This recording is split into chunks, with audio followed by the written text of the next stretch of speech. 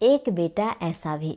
माँ, मुझे कुछ महीनों के लिए विदेश जाना पड़ रहा है।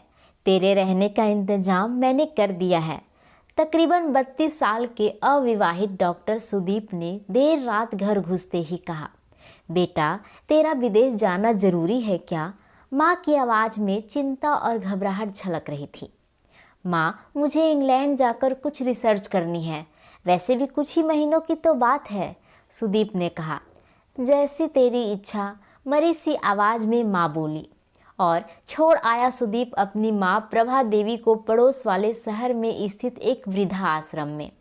वृद्धा आश्रम में आने पर शुरू में हर बुजुर्ग के चेहरे पर जिंदगी के प्रति हताश और निराशा साफ झलकती थी, पर प्रभा देवी के चेहरे पर वृद्धा आश्रम में आने के बावजूद कोई सिकन तक ना थी। एक दिन आश्रम में बैठे कुछ बुजुर्ग आपस में बातें कर रहे थे। उनमें 2-3 महिलाएं भी थीं। उनमें से एक ने कहा, डॉक्टर को कोई सगा संबंधी नहीं था जो अपनी माँ को यहाँ छोड़ गया? तो वहाँ बैठी एक महिला बोली, प्रभा देवी के पति की मौत जवानी में ही हो गई थी। तब सुदीप कुल 4 साल का था। पति की मौत के बाद प्रभा देवी और उसके बेटे को रहने और खाने के लाले पड़ गए। तब किसी भी रिश्तेदार ने उनकी मदद नहीं की। प्रभा देवी ने लोगों के कपड़े सिल कर अपने बेटे को पढ़ाया।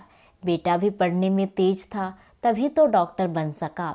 वृद्धा आश्रम में करीब 6 महीने गुजर जाने के बाद एक दिन प्रभा देवी ने आश्रम के संचालक रामकिशन शर्मा जी के ऑफिस के फ़ोन से अपने बेटे के फ़ोन नंबर पर फ़ोन किया और कहा, सुदीप, तुम हिंदुस्तान आ गए हो या अभी इंग्लैंड में ही हो? माँ, अभी मैं इंग्लैंड में ही हूँ, सुदीप का जवाब था। 3-3, 4-4 महीने के अंतराल पर प्रभा देवी सुदीप को फ़ोन करती। उसका एक ही जवाब होता, मैं अभी वही हूँ, जैसे ही अपने देश आऊँगा तुझे बता दूँगा। इस तरह तकरीबन 2 साल गुजर गए। अब तो वृद्धा आश्रम के लोग भी कहने लगे कि देखो कैसा चालाक बेटा निकला, कितने धोखे से अपनी माँ को यहाँ छोड़ गया। आश्रम के ही किसी बुजुर्ग ने कहा, मुझे तो लगता नहीं कि डॉक्टर विदेश गया होगा, वो तो बुढ़िया से छुटकारा पाना चाह रहा था। तभी किसी बुजुर्ग ने कहा, मगर वो तो शादीशुदा भी नहीं था। अरे होगी उसकी कोई गर्लफ्रेंड जिसने कहा होगा पहले माँ का रहने का इंतजाम करो, तभी मैं तुमसे शादी करूँगी। 2 साल आश्रम में रहने के बाद अब प्रभा देवी को भी अपनी नियति का पता चल गया। बेटे का गम उसे अंदर ही अंदर खाने लगा। वह बुरी तरह टूट गई। 2 साल आश्रम में रहने के बाद एक दिन प्रभा देवी की मौत हो गई। उसकी मौत पर आश्रम के लोगों ने आश्रम के संचालक शर्मा जी से कहा, इसकी मौत की खबर इसके बेटे को तो दे दो। हमें तो लगता नहीं कि वो विदेश में होगा, वो होगा यहीं कहीं अपने देश में। इसके बेटे को मैं कैसे खबर करूं? उसे मरे तो 3 साल हो गए। शर्मा जी की यह बात सुन वहां उपस्थित लोग सन्नाटा खा गए। उनमें से एक बोला, अगर उसे मरे 3 साल हो गए तो प्रभा देवी से मोबाइल पर कौन बात करता था? वो मोबाइल तो मेरे पास है जिसमें उसके बेटे का रिकॉर्डिंग आवाज़ है। शर्मा जी बोले, पर ऐसे क्यों?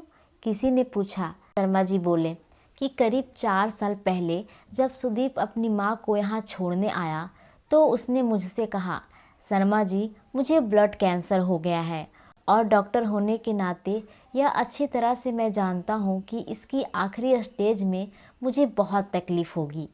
मेरे मुंह और मसूड़े आदि से खून भी आएंगे। मेरी यह तकलीफ़ माँ से देखी ना जाएगी, वो तो जीते जी ही मर जाएगी। मुझे तो मरना है ही, पर मैं नहीं चाहता कि मेरे कारण मेरे मरने से पहले मेरी माँ मरे। मेरे मरने के बाद 2 कमरे का हमारा छोटा सा फ्लैट और जो भी घर का सामान आदि है वो मैं आश्रम को दान कर दूंगा। यह दास्तां सुन वहाँ पर उपस्थित लोगों की आंखें झलझला आई। प्रभा देवी का अंतिम संस्कार आश्रम के ही एक हिस्से में कर दिया गया। उनके अंतिम संस्कार में शर्मा जी ने आश्रम में रहने वाले बुजुर्गों के परिवार वालों को भी बुलाया। माँ बेटे की अनमोल और अटूट प्यार की दास्तां का असर ही था कि कुछ बेटे ने अपने बूढ़े माँ बाप को वापस अपने घर ले गए। आशा करती हूँ कि आपको ये कहानी पसंद आई होगी। अगर आपको ये कहानी पसंद आई तो प्लीज़ मुझे सपोर्ट करें, मेरे चैनल को सब्सक्राइब, लाइक, शेयर करना ना भूलें। कहानी सुनने के लिए आपका बहुत बहुत धन्यवाद।